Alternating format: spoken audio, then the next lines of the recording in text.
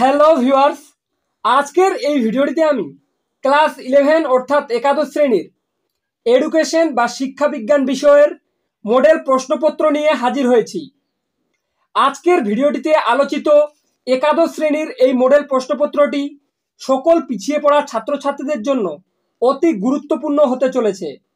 যে সমস্ত ছাত্রছাত্রীরা হাতে গোনা মাত্র একদিন কিংবা 2 দিন পরে পরীক্ষা দিতে চলেছ, তারা এই প্রশ্নপত্রটি সলভ করে গেলে এখান থেকেই অধিকাংশ প্রশ্ন কমন পেয়ে যাবে বলে আমি মনে করি। তবে এই প্রশ্নপত্রটি যে হুবহু কমন পড়বে তেমনটা না। প্রশ্নপত্রটি সলভ করে যাও, কালকের পরীক্ষায় প্রায় প্রশ্ন তোমরা এখান থেকেই কমন পেয়ে যাবে। তোমাদের সুবিধার্থে সকল প্রশ্নের উত্তর করে দেওয়া আছে, যাতে তোমরা খুব সহজেই অনেক নম্বর পেতে পারো। কাজেই ভিডিওটি বিন্দুমাত্র স্কিপ না করে প্রথম থেকে শেষ পর্যন্ত দেখতে থাকো। আর চ্যানেলে নতুন হলে অবশ্যই চ্যানেলটি সাবস্ক্রাইব করে পাশে থাকা বেল আইকনটি প্রেস করে দাও, যাতে আমার অন্যান্য গুরুত্বপূর্ণ ক্লাস 11-এর লাস্ট মিনিট সাজেশন সহ প্রশ্নপত্রগুলি সবার আগে তোমার কাছে পৌঁছে যায়, আর তুমি এবছরের পরীক্ষায় একটা ভালো নম্বর নিয়ে পাস করতে পারো। তো চলো শুরু করি। প্রথমেই দেখে নাও একের দাগের প্রশ্নগুলিতে কি বলা হয়েছে। সঠিক উত্তর নির্বাচন করো। অর্থাৎ এখানে তোমাদের মোট 24টি এমসিকিউ দেওয়া আছে, প্রত্যেকটি এমসিকিউ এর মান 1 করে, টোটাল 24 নম্বর। তো দেখে নাও 1.1-এর দাগে ব্যাপক অর্থে শিক্ষা হলো, তো এর উত্তর হয়ে যাবে একটি মানসিক প্রক্রিয়া। 1.2-এর দাগে এডুকেটাম শব্দটির অর্থ হলো, এর উত্তর হয়ে যাবে শিক্ষাদান করা।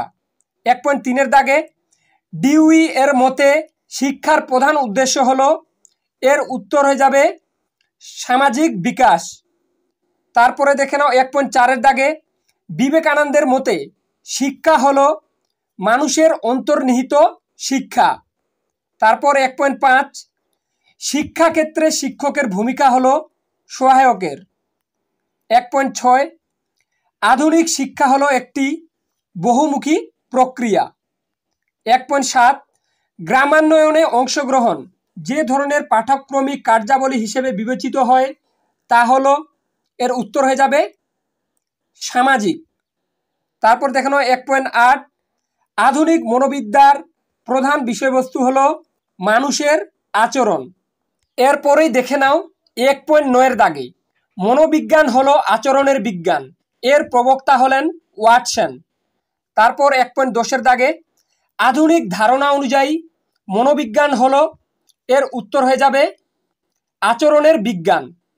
1.11-এর দাগে মনোবিদ্যা হলো চেতনার অনুশীলনকারী বিজ্ঞান, এটির প্রবক্তা হলেন উইলিয়াম জেমস।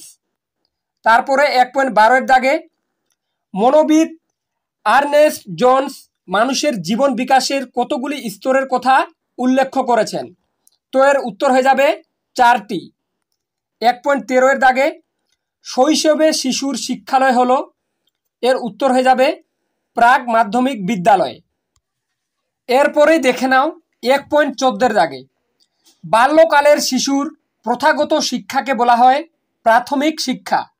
তারপরে 1.15-এর দাগে আত্মসক্রিয়তার তত্ত্ব যে দার্শনিকের শিক্ষা চিন্তা, তো এর উত্তর হয়ে যাবে ফ্রয়েবেলের। 1.16-এর দাগে শিশুর ব্যক্তিত্ব বিকাশে যেটা সাহায্য করে তা হলো বিতর্ক সভা। তারপরে 1.17-এর দাগে ব্রাহ্মণ্য শিক্ষা ব্যবস্থায় শিক্ষার সুযোগ লাভ করত ব্রাহ্মণ, ক্ষত্রিয় ও বৈশ্য শিক্ষার্থীরা। তারপর 1.18-এর দাগে বৈশ্যদের জন্য উপনয়নের বয়স ছিল, এর উত্তর হয়ে যাবে 12 বছর। তারপরে দেখে নাও 1.19-এর দাগে ভারতের প্রথম শিক্ষা কমিশনের সভাপতি ছিলেন, তো এর উত্তর হয়ে যাবে উইলিয়াম হান্টার। তারপর 20-এর দাগে উডের ডেসপ্যাচ প্রথম প্রকাশ করা হয়েছিল 1854 খ্রিস্টাব্দে।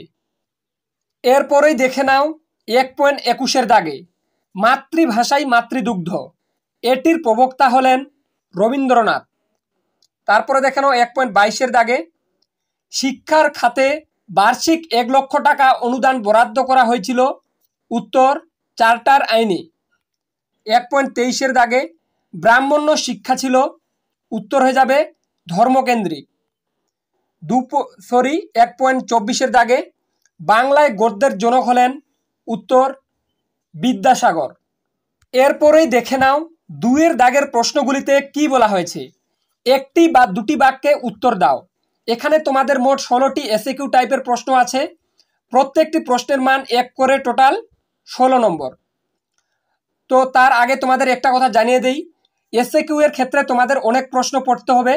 শুধু এই কয়েকটি প্রশ্ন পড়লেই যে তোমরা সমস্ত প্রশ্ন কমন পেয়ে যাবে তেমনটা না।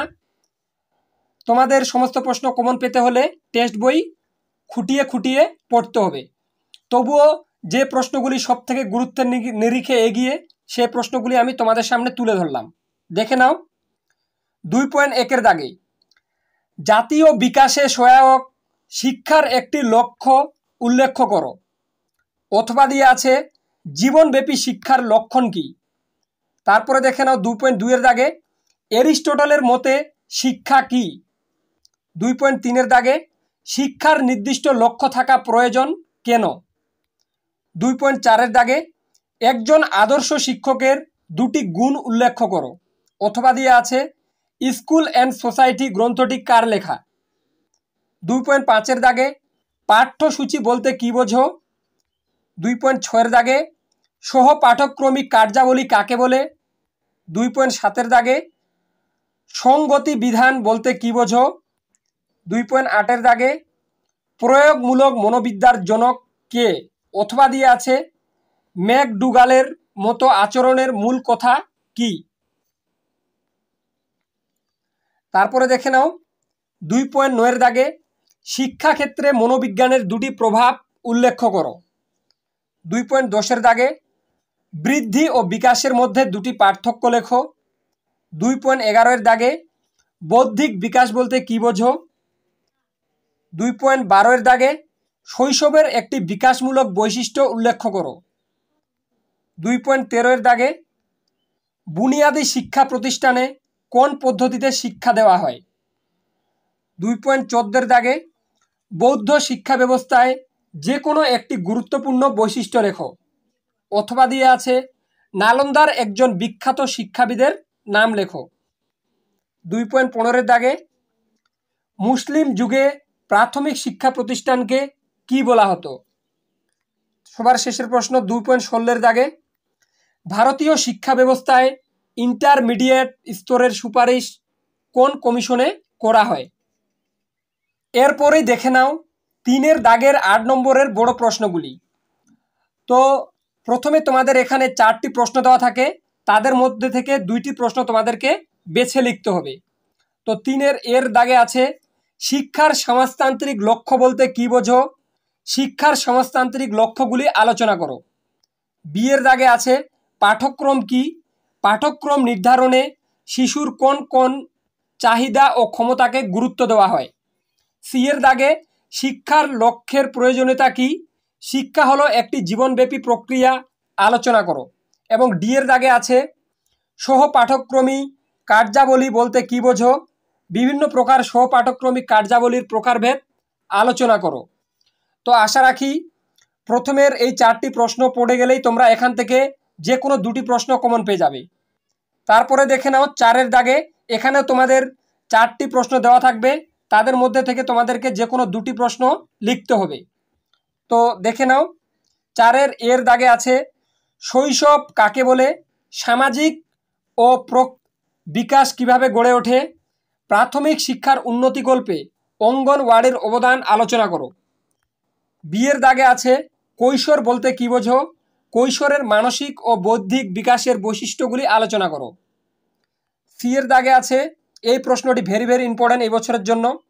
বাল্যকাল বলতে কোন সময়কে বোঝায়। বাল্যকালের 2টি করে শারীরিক, মানসিক ও সামাজিক চাহিদাগুলি আলোচনা করো। এবং দাগে আছে শিক্ষার সঙ্গে মনোবিজ্ঞানের সম্পর্ক কি। মনোবিজ্ঞান কিভাবে শিক্ষার ক্ষেত্রকে প্রভাবিত করে তা ব্যাখ্যা করো। তারপরে দেখে নাও 5 দাগে এখানে তোমাদের টোটাল 3টি প্রশ্ন দেওয়া থাকে, তার মধ্যে থেকে তোমাদের যে কোনো একটি প্রশ্ন লিখতে হবে।